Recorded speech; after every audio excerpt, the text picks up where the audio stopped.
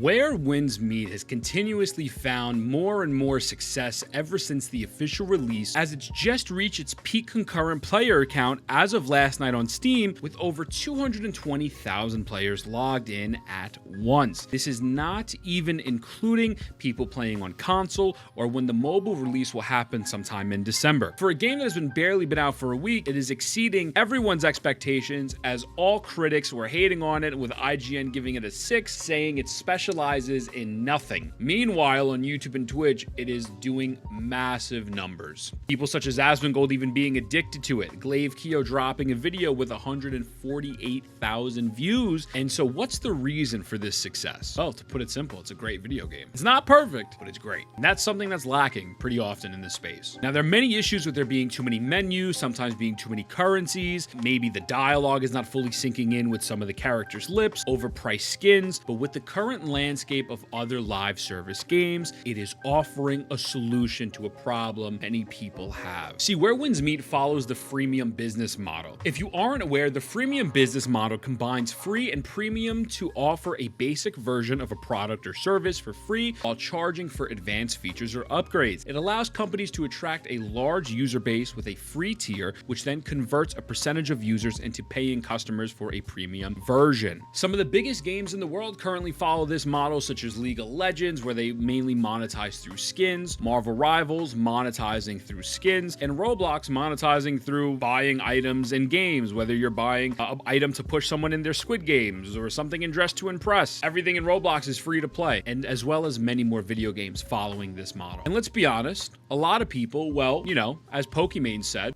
like, if you're a broke boy, just say so. And so when you see a game that could potentially have AAA quality, whether it's the graphics or the combat, be free, it has a light bulb effect where people are instantly interested because they don't have to pay $70 for a full price game like Borderlands 4 or even $15 a month for a game like World of Warcraft. They see free, the promised land, baby. But that ain't always the case though. One thing all of the games listed above have in common with Where Winds Meet is the accessibility to play the game without, well, being milked for every single dollar that you have. There is truly a very limited amount of FOMO as you can progress at your own pace. I want to refer to a video from Chris Wilson. This is the co-founder of Grinding Gear Games, who created Path of Exile, one of the biggest free-to-play games and pretty much the direct competition to Blizzard's Diablo series. Chris just recently published a video titled Dark Patterns: Are Your Games Playing You? Now, this video is amazing and I recommend everyone should take their time to watch it, as it goes in depth on what dark patterns are within the gaming industry. Things ranging from daily login rewards, premium currency tricks such as selling items for a dollar amount that is not available on top-up pages, which will directly lead you to spending more money, so on and so forth. Now, not all dark patterns are inherently evil and the worst thing of all time, as Chris says. While by definition, a dark pattern is a design that benefits the developer at the player's expense,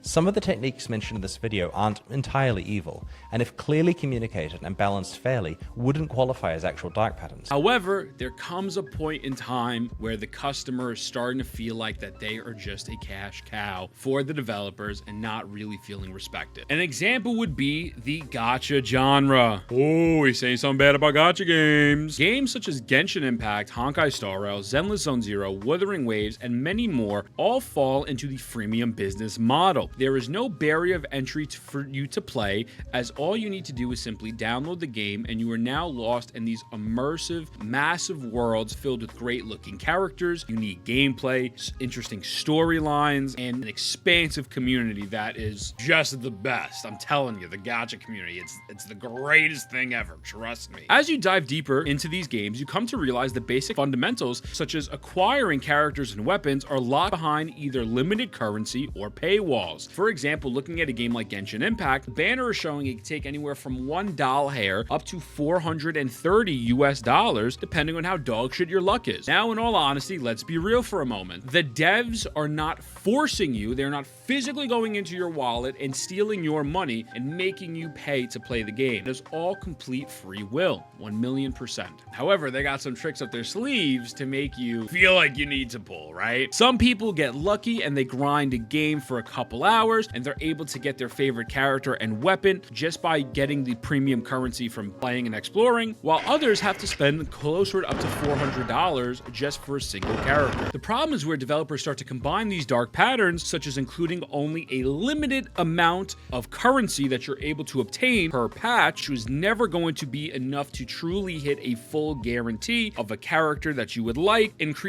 FOMO through characters and weapons going away for 3 weeks, adjusting balancing of endgame content to favor newer units and hope you spend more money, and, well, the acquisition of characters themselves, gambling. Let's go gambling! Aw, dang it. Aw, dang it. It's a slot machine. It's one pull or it's 160 pulls, baby. It's one or the other. Where Wins Meet has found what I consider to be an amazing balance for these issues. Combat is not locked behind any type of paywalls. It follows the Souls-like genre where combat is categorized as a much more strategic, punishing, and high skill ceiling. Things such as parrying, dodging, and predicting your opponent's next move are going to require you to pay attention and really sink in time to understand the encounters, as opposed to worrying about if a character or element that you were using in a gacha game is going to be power crept into irrelevancy. The game is relying on you to adapt, not you relying on the devs and being at the hands of them, hoping that they don't drop someone who power creeps your favorite character into obscurity, which is the way I like it. Put the responsibility on me, I'm a genius. You cannot log into Where Wins Meet and buy power. The only way you're killing a boss is if you are a professional gamer like myself.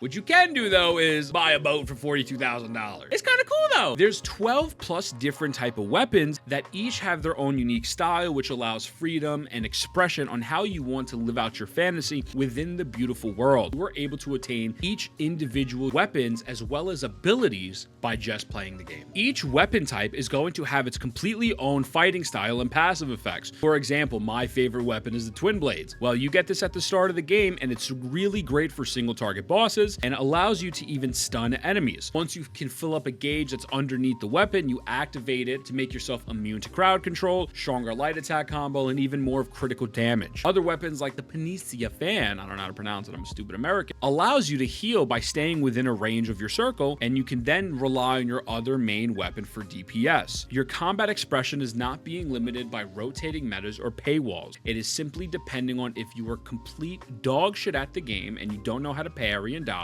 or how far you actually got into the game to the point where you want to obtain the weapon you like. And you don't need to worry about rushing to unlock specific weapons, as well, they will be there for forever. I hope. This in itself breathes a breath of fresh air into the free open world gaming genre. Another main selling point of the game is the genuine co-op. Most other gacha games that fall into this category don't have real co-op. You join a player's world, you run around, you fight an open world boss, yippee, you use your energy and then you leave. Where Wins Meet changes this drastically. In Where Wins Meet, you have dungeons, raids, PvP, leisure events, even a bounty mode where you can track someone down, go into their world and beat the shit out of them and get a reward from it. A battle royale mode. I mean, it's massive. 30v30 PvP guild battles. Like, there's so much to do and it's completely free. You don't know how this game is free. I'm kidding, I do. I'll tell you why in a moment. There's an endless amount of content to do, and it truly brings back that feeling of an MMO where you're interacting with tons of new players and trying to find a group to complete content and have fun with. And yes, the game itself is not a full-fledged MMO, as you have your single-player mode, but there is MMO-like features that I've just stated that enhances it 20 times more. I'm sure Where Wins Meet would be a great game single player, but all of these other activities just add layers and depth and more content for you to do. Let's say if you run out of energy to use for the next couple days in your gear, if you made it that far into the game. You have freedom to just play the game with people and have a fun time. Now, two big points of contention with the game is microtransactions and the energy system. I'm over here glazing the game, but you have probably seen the Twitter posts where people are crying and complaining that there's a $42,000 mount. Asia servers having a better deal on some cosmetics than global servers, which is complete bullshit, and I don't like that at all, and I don't think that's acceptable. But some of the complaints are a little fucking silly.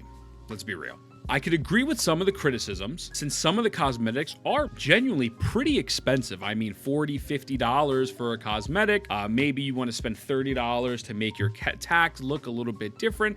It's a bit too much for my personal taste, but at the end of the day, these are completely optional. If you play Marvel Rivals and you see Spider-Man has the greatest skin of all time, but it's $60, you don't need to buy that skin. You're not missing anything from not getting that Spider-Man skin. League of Legends, some skins cost $40, $50, not even talking about the gacha skins. It's okay if you don't want to buy that Ari skin, right? And guess what? If you do buy the Ari skin, it's complete personal preference of just how you want your character to look, but nothing fundamentally changes the gameplay. And that's how it is in this game. I'm not worried about the monetization as long as it is equal or at the same level field as the other servers. Global players should be treated with respect and shouldn't have prices gouged higher because we're in love with the game. That's bullshit. 1,000,000 fucking %. However, people complaining that there's a $42,000 mount, let's be real, you don't have enough money to buy a World of Warcraft subscription. I don't think you're buying the $42,000 amount. It's not that big of a deal, all right, bud? Now just pack it the fuck up and shut up. I mean, dude, like there's even like fun social events with that $42,000 mount though. Someone bought it and they're holding parties and for the server and everyone's hanging out on the boat. It's just an experience. These cosmetics you don't need to worry about. And there's enough customization, at least for me in the game, with free outfits. And there's even videos showing you how to obtain these free outfits, what they look like, that I'm good, man. There's features of AI where I can sit down, upload a picture of myself, and see I get to play with the best version of myself. I could play as Michael Jackson. I could play as Asmongold. I mean, there's so many different things. NPCs have AI features where you can sit down and talk to them and have the craziest and weirdest interactions. Yes, there are some exorbitant microtransactions that are frustrating as hell, but am I going to sit here and not play the game and drop it because these microtransactions are purely cosmetic or a mount? No, I'm not going to. They're getting almost everything right about this game, and if they want to make a couple expensive skins, I don't particularly care. Now, I know some people are concerned about energy limits. I'll be honest with you, I truly believe there's enough content in this game, at least for the point I'm at and what I've seen, where if I were to run out of energy and I gotta wait 2 to 3 days, I'm not really stressing. There's always something else to do, or I could just play a different game. With that being said, Where Wins Me deserves all the love it's getting, and download the game now, not sponsored, although they should.